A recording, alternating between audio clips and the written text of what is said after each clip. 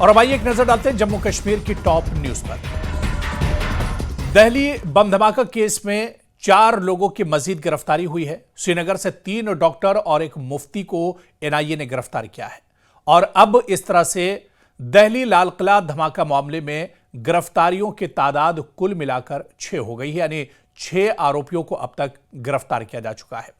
इससे पहले आपको याद होगा कि डॉक्टर शाहीन को लखनऊ से गिरफ्तार किया गया था और इसी तरह से कश्मीर के पुलवामा से भी कई गिरफ्तारियां हुई थी, कई लोगों को हिरासत में लिया गया था। हालांकि इस बीच जिन लोगों को हिरासत में लिया गया उनसे पूछताछ की गई और उन्हें छोड़ दिया गया, लेकिन जो इस पूरे मामले के आरोपी हैं, जिन पर शक की सुई जा रही है, उनकी ताबड़तोड़ गिरफ्तारियां हो रही हैं और उनसे गहन पूछताछ की जा रही है। इस बीच बड़ी खबर आपको बता दें कि आज फिर, क्योंकि दिल्ली धमाका 10 नवंबर को हुआ था और उस धमाके के बाद लगातार गिरफ्तारियों का दौर चल रहा है। आपको बताते चलें कि इस धमाके के तार जम्मू कश्मीर से फरीदाबाद, फरीदाबाद से दिल्ली, दिल्ली से लखनऊ, यानी कई शहरों में और कई स्टेट में एक तरह से फैले हुए थे और जो जांच एजेंसियां हैं वो अब इन्हीं कड़ियों को जोड़ने की कोशिश कर रही हैं। लेकिन इस बीच आज जो गिरफ्तारी हुई है, उन गिरफ्तारियों से कई बड़े सुराग निकलकर सामने आ सकते हैं। ऐसे में अब जो आरोपियों की संख्या है कुल मिलाकर 6 हो गई है, जिन्हें गिरफ्तार अब तक किया जा चुका है।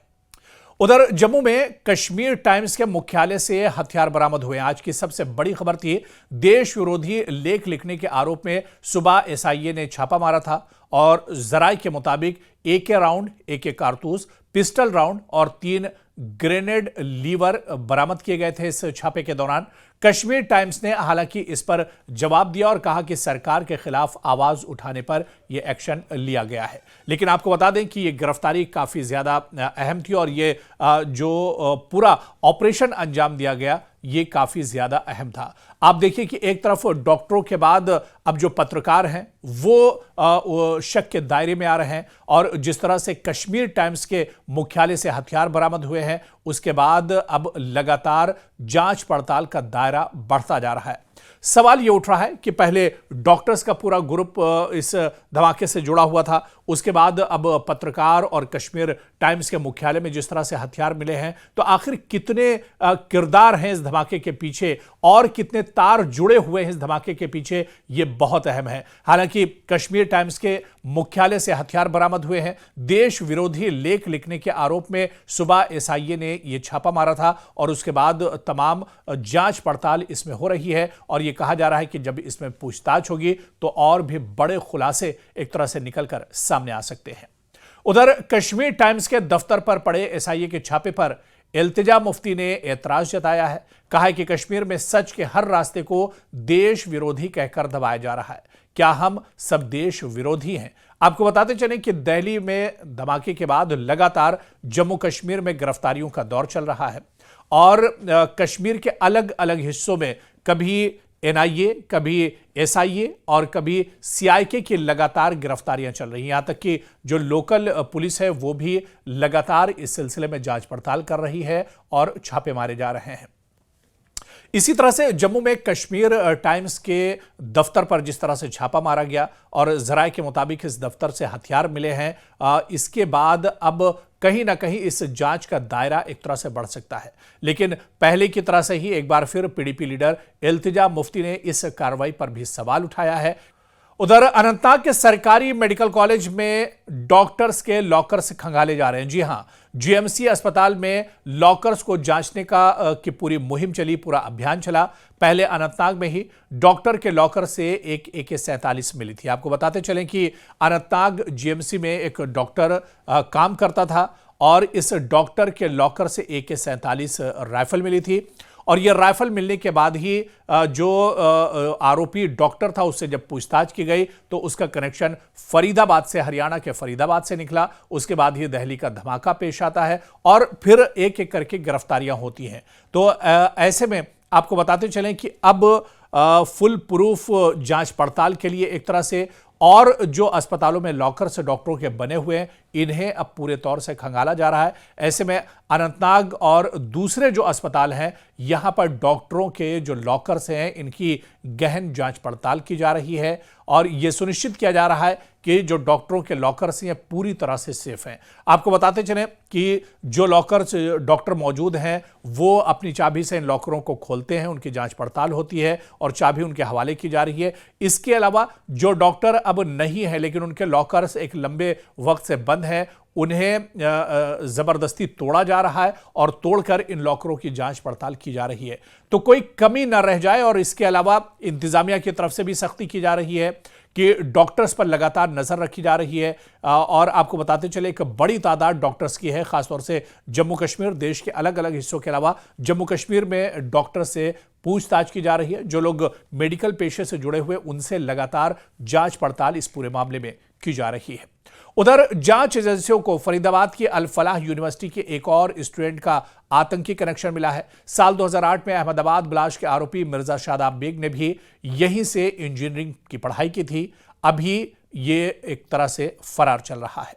तो आपको बताते चले कि इस पूरे मामले में जिसके तार जम्मू कश्मीर से जुड़े हुए थे, जिसकी शुरुआत ही एक तरह से जम्मू कश्मीर से हुई थी और उसके बाद लगातार जो जांच पड़ताल है, जो छापेमारी की जा रही है, बल्कि जांच पड़ताल में जो कड़ियां हैं वो जोड़ने की कोशिश की जा रही है और नए नए खुलासे अब इस पूरे मामले में हो रहे हैं।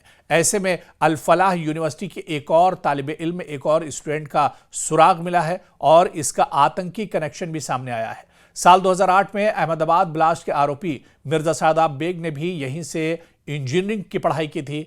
अभी भी वो एक तरह से फरार चल रहा है। उधर कुलगाम में एक कार्यक्रम के दौरान सीएम उमर अब्दुल्ला ने बड़ा बयान दिया है। दिल्ली में गाड़ी चलाने से डर लगता है, यह बयान है जम्मू कश्मीर के मौजूदा सीएम उमर अब्दुल्ला का।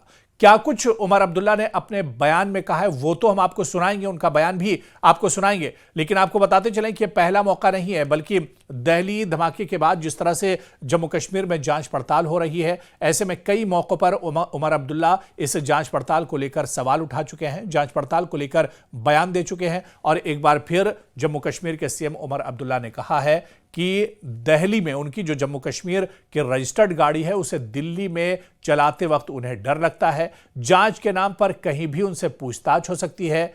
और आपको बताते चले कि उमर अब्दुल्ला इससे पहले भी इस तरह का बयान दे चुके हैं। हालांकि सीएम उमर अब्दुल्ला के इस बयान ने बीजेपी पर भी सवाल उठाए हैं। क्या कुछ इस बयान में सीएम उमर अब्दुल्ला ने कहा है, उनका बयान भी आप सुनिए और इसके अलावा बीजेपी का जो पलटवार है सीएम उमर अब्दुल्ला पर वो भी आप सुनिए। पैदा करने की कोशिश की गई कि इसमें हम सब जो है कसूरवार हैं, हम सब इसमें मिले हैं। आज तो ना दिल्ली में जम्मू कश्मीर के रजिस्ट्रेशन वाली गाड़ी चलाना भी एक जुर्म के तौर पर समझा जाता है। मैं खुद अपनी गाड़ी, जब मेरे पास अपने ज्यादा सिक्योरिटी वाले नहीं होते, मैं खुद सोचता ना मैं गाड़ी निकालूं या ना निकालूं, पता नहीं कौन को साइड करके रोकेगा, पूछेगा ना आप हो कहां से, क्या कर रहे हो, यहाँ पे क्यों आए हो।